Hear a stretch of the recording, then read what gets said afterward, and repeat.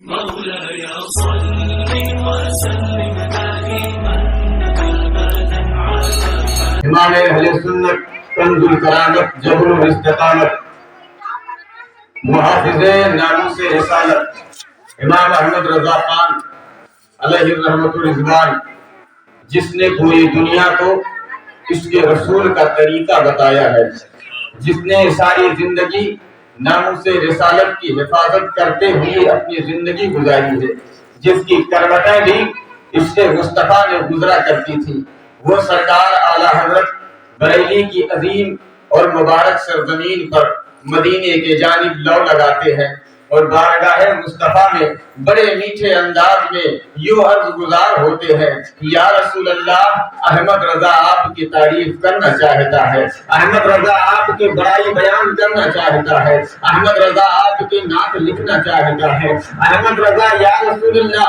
اپنے نعت کے اشعار میں چمک پیدا کرنا چاہتا ہے، یا رسول اللہ اپنے قلم کو برکتیں دینا چاہتا ہے، اے میرے آقا، لیکن آپ کی تعریف کروں تو کیسے کروں؟ جان عالمین کہوں، سراج السالکین کہوں، مصباح المقربین کہوں، انیس الغریبین کہوں، یا رسول اللہ آپ بھوکوں کو کھانا کھلانے والے آقا ہیں، آپ پیاسوں کو سیراب کرنے والے آقا ہیں، آپ دردوں کو ترانے والے آقا ہیں، اے میرے آقا، قرآن نے آپ کے چہرے کو والدعا فرمایا ہے، آپ کی زلفوں کو واللیل اذا سجا فرمایا ہے، آپ کی آنکھ کو ما زاغ البصر وما طغى فرمایا ہے، آپ کے ہاتھ کو ید اللہ فوق ایدیہم فرمایا ہے، آپ کے گفتگو کو وما ینطق عن الهوى ان هو الا وحی یوحی فرمایا ہے، آپ کی رفتار کو سبحان الذی اسرا فرمایا ہے، آپ کی گفتار کو وما ینطق فرمایا ہے، آپ کے سینے کو علم نشرح فرمایا ہے، آپ کے وجود ناز کو قد جاءکم من اللہ نور فرمایا ہے،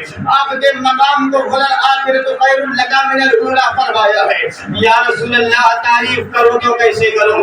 اے میرے آقا، آپ کے اندر آدم کا خلق بھی ہے، شیش کا عرفان بھی ہے، داؤد کی زبان بھی ہے، یحییٰ کی شہادت بھی ہے، یعقوب کا گریہ بھی ہے، ایوب کا صبر بھی ہے، یوسف کا حسن و جمال بھی ہے، موسیٰ کا جلال بھی ہے، عیسیٰ کا جمال بھی ہے، یا رسول اللہ احمد رضا تعریف کرے تو کیسے کرے؟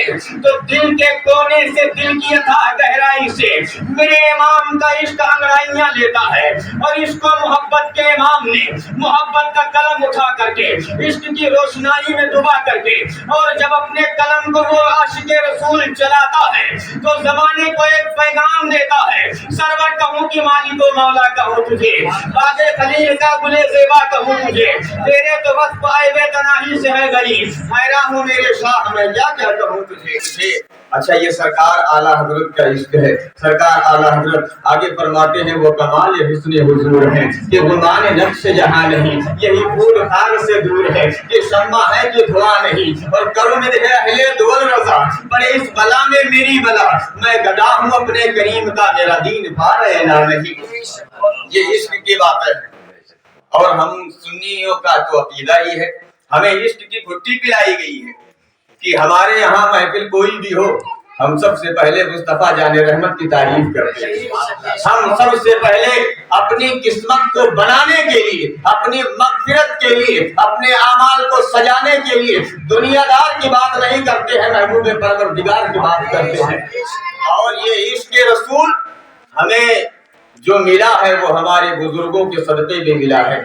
سرکار اعلیٰ حضرت علامہ جامی کہتے ہیں کہ جب تک عشق ہجر کی وادیوں سے گزر نہ جائے، جب تک عاشق ہجر کی وادیوں سے گزر نہ جائے تب تک اس کا عشق مکمل نہیں ہوتا، اور جب عشق مکمل ہو جاتا ہے تو اسے ہر جگہ نبی کا جلوہ نظر آتا ہے، ہر جگہ نبی کا جلوہ نظر آتا ہے۔ اور پھر ایک بار آپ کو بریلی لے کر کے چلتا ہوں، ہر چیز کسی نہ کسی چیز کے لیے خاص ہوتی ہے، ہر چیز کسی نہ کسی شے کی وجہ سے ممتاز ہوا کرتی ہے۔ یہ مائک ہے، اس پر آپ کی نظر پڑے گی تو فوراً آپ سمجھ جائیں گے کہ اس سے یہ بولنے کا کام لیا جاتا ہے۔ یہ مکان ہے، اس پر آپ کی نظر پڑے گی، فوراً پوچھنے کی ضرورت نہیں ہے، آپ کو سمجھ میں آ جائے گا کہ یہ توفیق خاں کا مکان ہے۔ اسی طریقے سے کسی کے کھیت کھلیان پر نظر پڑے گی، سمجھ میں میں آ جائے گا یہ فلاں کا ہے. یعنی جو چیز جس کے لیے خاص ہوتی ہے اس کو نظر پڑتے ہی اس چیز کی یاد آ جاتی ہے. اب آپ ذرا آگے بڑھ کر کے دیکھیں. چلے آپ کو مکہ لے کر کے چلتا ہوں. مکے میں ایک گھر ہے جسے کعبہ کہا جاتا ہے.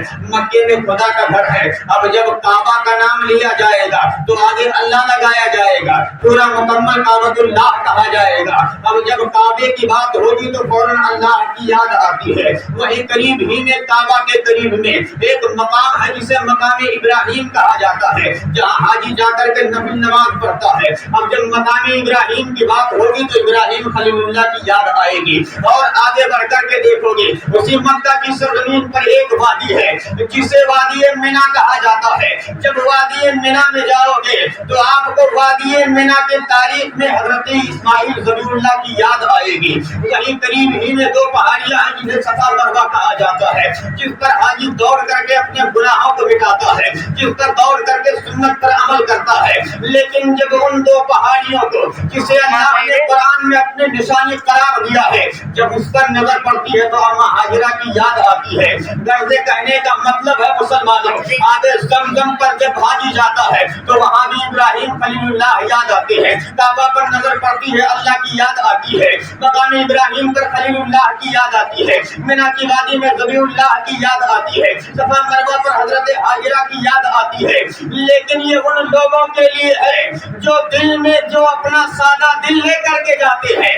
لیکن جب بریلی سے میرے امام گئے تھے تو اعلیٰ حضرت کی نظر کعبے پر پڑی. کعبے پر نظر پڑتی ہی جہاں اللہ کی یاد آنی چاہیے وہاں رسول اللہ کی یاد آ رہی ہے. سبحان اللہ, رسول اللہ کی یاد آ رہی ہے. صفا مروہ پر رسول اللہ کی یاد آ رہی ہے. مینا کی وادی میں رسول اللہ کی یاد آ رہی ہے. مقام ابراہیم پر رسول اللہ کی یاد آ رہی ہے. میں نے ہاتھ باندھ کر کے کہا ہے میرے امام یہ معاملہ سمجھ میں نہیں آ رہا ہے.